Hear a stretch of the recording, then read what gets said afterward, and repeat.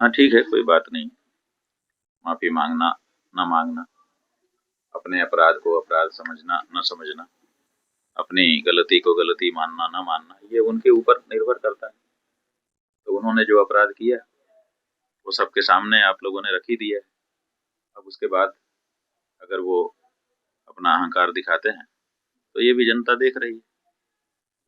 अपने लोगों ने तो संयम से 11 दिन तक वहां पर बैठ करके पूरा उनको मौका दिया कि आपसे जो अपराध हुआ है उसको आप चाहें तो सुधार सकते हैं, लेकिन उन्होंने नहीं सुधारा। तो ये बात जनता के सामने आ चुकी ना, यही बात है। अब भी अगर माफी मांगते तो माफी अब बात यह है कि माफी तो कभी भी होती रहती है, लेकिन मौका तो वहीं पर था। अब तो मार्ग भी पूरा होने वाला है और हम लोग अब वहां से निकल के आ ही गए। आसन एक बार उखड़ ही गए। सर, भटको को जिस तरह से समझिए छुट्टियां खींची गई, उसके बाद भी न कार्रवाई हुई न माफी मांगी। अब देखिए ना, पूरे देश में वीडियो लोगों ने देख लिया किस तरह से लोगों को मारा पीटा जा रहा है, बटुकों को उनकी चोटी पकड़ करके उनको अपमानित किया जा रहा है। उसके बाद भी किसी एक के ऊपर कोई एक छोटी सी भी कार्रवाई प्रदेश सरकार की नहीं हुई। बातें हुई कि जांच की जाएगी, कोई जांच कमेटी नहीं बनाई गई, कुछ नहीं। तो इससे पता चलता है कि वो जो चाहेंगे करेंगे, किसी को कुछ बोलने का अब अधिकार नहीं रहा। तानाशाही अपने देश में बिल्कुल काबिज हो चुकी है। गुरुजी, ये संदेश इससे मिला है। न्याय की आशा अब कोई इस पार्टी की सरकार में ना करे। गुरुजी, आपके बाद फिर यूजीसी का एक नियम लाया गया, उसके बाद पूरे देश में सरकार का विरोध हो रहा है। यूजीसी का नियम तो इसीलिए लाया गया कि जो उनकी कमियां हैं उसकी चर्चा लोग ना करें। सवाल ये है कि यूजीसी जैसा नियम जो कि सनातन धर्म के लिए बहुत बड़ा खतरा है। सनातन धर्म में जातियां हैं। जातियां इसलिए नहीं है कि एक दूसरे से लड़े कोई, जातियां इसलिए हैं कि सब लोगों की आजीविका परंपरागत रूप से सुरक्षित रहे। ये पुराने लोगों की बनाई परंपरा है, प्रथा है। तो अब इन्होंने क्या किया है, यूजीसी के माध्यम से एक जाति को दूसरी जाति के सामने ऐसा खड़ा कर दिया है कि उनकी लड़ाई होना ही होना है और उनको लड़के आपस में मरना ही मरना है। तो पूरे सनातन धर्म को समाप्त करने का एक, हम तो कहते हैं कि एक मशीन ले आए आप, जिसमें लड़ो और मरो, लड़ो और मरो, कटो और मरो। महाराज जी का इसको लेकर के भी आप समाज, इसको लेकर भी संत समाज का विरोध करेगी? बात यह है कि विरोध कर ही रहे हैं हम लोग। हम कह रहे हैं कि ये ठीक नहीं है, सनातन धर्म की क्षति पहुंचाने वाला कानून आप लेके आए हैं, इसको तत्काल वापस करिए। सुप्रीम कोर्ट में आज सुनवाई भी है इस मामले को लेकर और सुप्रीम कोर्ट ने कहा है कि छुट्टियां क्या खत्म होनी चाहिए? जो उनका लगाया उसमें हाँ, बात यह है कि सुप्रीम कोर्ट तो सरकार के कार्य को कैसे ज्यादा वो करेगा, केवल इतना ही देखेगा। इसमें कोई संवैधानिक त्रुटि तो नहीं है, इसमें कोई ऐसा बेजा क्लाज तो नहीं है, उतने को सुधारेगा। इससे ज्यादा तो नहीं कर सकता ना। संसद से कानून पास कर दिया गया है, अमित शाह जी ने कह दिया है कि संसद का कानून है, सबको मानना पड़ेगा।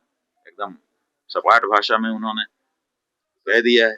तो अब सुप्रीम कोर्ट केवल उसमें कुछ सुधार वगैरह कर सकता है तो कर सकता है। स्वर्ण समाज सड़क पर है, आपके द्वारा कुछ संदेश? असल में सवर्ण समाज सड़क पर है, दूसरा समाज सड़क पर नहीं है। हम तो समझते हैं कि उसको भी सड़क पर होना चाहिए, क्योंकि लड़ाई उसके भी हित में नहीं। एक दूसरे के विरुद्ध अगर एक दूसरा जो एक ही परिवार का है अगर खड़ा होता है तो इसमें दोनों की ही हानि होती है। इसलिए सवर्ण समाज को भी, और जो दूसरा समाज कहा जा रहा है, दूसरा समाज कहने का मतलब क्या है कि एक ही हिंदू समुदाय में से आप दो समुदाय बना रहे हैं, तो दोनों को आप विभाजन ही तो कर रहे हैं।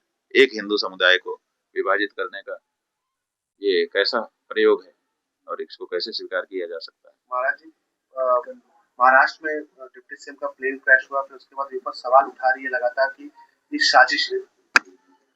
बात यह है कि अगर किसी के मन में कोई शंका है तो वो उठा ही सकता है।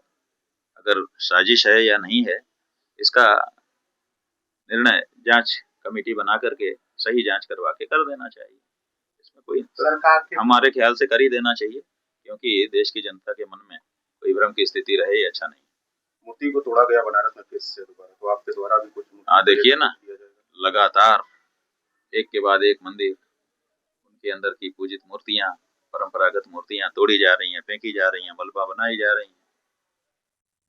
कहा जा रहा है कि हम हिंदू सरकार हैं, और हम कह देते हैं कि नहीं, ये तो औरंगजेब के समय में हुआ था, जो तोड़ रहा है मंदिर मूर्ति वो औरंगजेब है, तो कहते हैं कि हमको बुरा लग रहा है। साधु संतों में भी कुछ लोगों का बयान आ गया कि आपने औरंगजेब कह दिया आदित्यनाथ को, हमको बुरा लग गया। हमने कहा भाई बिल्कुल बुरा लगना चाहिए, आपका प्रेम उनसे है और उनको कोई औरंगजेब कहेगा बुरा लगना चाहिए, लेकिन जब मंदिर और मूर्ति तोड़े जा रहे थे तब भी तो बुरा लगना चाहिए।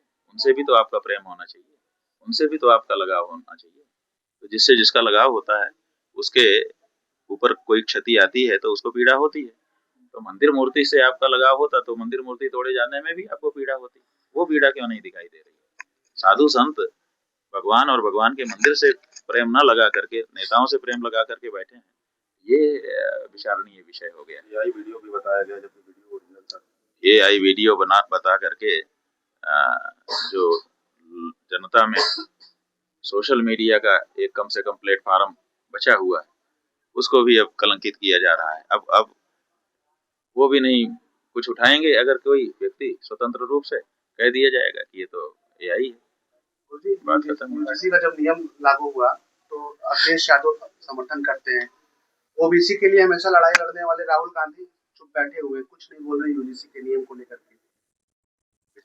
अब भैया हम नहीं जानते कि कौन क्या करता है, कौन क्या नहीं करता है। हमारी जो बात है, हमने बताया कि ये यूजीसी कानून पूरे हिंदू समाज के लिए घातक है, इसलिए इसको इस रूप में आगे नहीं बढ़ाना। कालनेमी जैसे शब्द का प्रयोग मुख्यमंत्री द्वारा आपके लिए किया गया, तो उनको क्या नहीं प्रयोग किया उन्होंने? कालनेमी कह करके हमको लांछित करने की, परिभाषित करने की कोशिश की, लेकिन हम लोगों ने उनसे पूछा कि भाई आप इसको सिद्ध करिए। हमारे बारे में तो ये सिद्ध होता नहीं है, आपके बारे में सिद्ध हो रहा है, क्योंकि आपका चोला तो साधु संतों का है जैसा कि कालनेमी का था, और काम राक्षसों का है। विप्रधेनु सुर सब खतरे में उनके द्वारा रहते थे। आज ब्राह्मण टारगेट पर है आपके प्रदेश में। आज गाय सबसे बड़ा निर्यातक प्रदेश उत्तर प्रदेश है भारत में, जिसके बदौलत भारत विश्व में रैंकिंग पे दूसरे नंबर पे, पहले नंबर पे जा रहा है। और सुर माने देवता, उनके तो मंदिर तोड़े जा रहे हैं, मूर्तियां तोड़ी जा रही हैं। तो जो राक्षस गाय, ब्राह्मण और देवता को क्षति पहुंचाते थे, वो काम तो आपके काम में कारण समय में हो रहा है। काम राक्षसों का है और चोला साधुओं का है। यही तो कालनेमी होता है, और कौन कालनेमी होता है? तो हमने तो उसको बता करके सिद्ध कर दिया। वो सिद्ध करें कि हमारा कौन सा काम राक्षसों जैसा है और चोला हमारा कैसे संतों का है। उन्होंने सिद्ध नहीं किया, उन्होंने केवल कह दिया, भड़ास निकाल ली अपने मन की। हम तो जो कहते हैं प्रमाण के साथ कहते हैं, तर्क के साथ कहते हैं। संतों को भी दो भाग में बांटने का प्रयास आपके संत नहीं बढ़ सकते जी।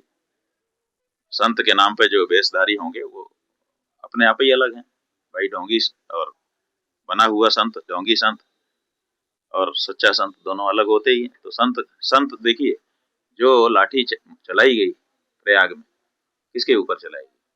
वेद पाठी भटकों के, जो सनातन धर्म को समझने के लिए गुरुकुल में भर्ती हुए। अगर आप ये वीडियो YouTube पर देख रहे हैं तो हमारे चैनल को सब्सक्राइब करें और बेल आइकन को दबाना ना भूलें। अगर आप Facebook पर ये वीडियो देख रहे हैं तो हमारे पेज को लाइक करें।